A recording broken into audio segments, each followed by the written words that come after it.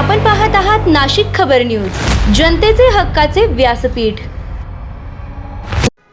गारपीटग्रस्त भागांची मंत्री गिरीश महाजन यांची पाहणी, तात्काळ पंचनामा करून शासनास अहवाल सादर करण्याचे निर्देश।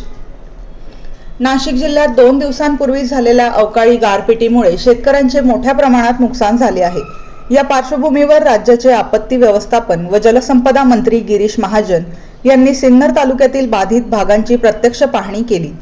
मंत्री महाजन यांनी चिंचोली आणि वडगाव पिंगळा या गावांना भेट देत शेतकऱ्यांच्या बांधावर जाऊन नुकसानीचा आढावा घेतला। शेतकरी रमेश नागरे, आनंदीबाई कांगळे, विठ्ठल सांगळे आणि कचरू धनदास यांच्या कांदा व इतर पिकांचे मोठे नुकसान झाल्याचे त्यांनी प्रत्यक्ष पाहिले।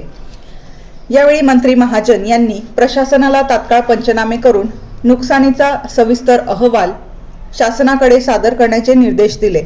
शेतकऱ्यांना लवकरात लवकर आर्थिक मदत मिळावी यासाठी शासन स्तरावर आवश्यक ती कार्यवाही करण्यात येईल असे त्यांनी स्पष्ट केले।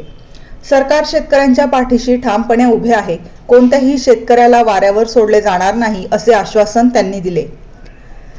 गारपिटीमुळे कांदा आणि इतर पिकांचे मोठे नुकसान झाले असून अनेक शेतकऱ्यांचे संपूर्ण पीक जमीनदोस्त झाले आहे।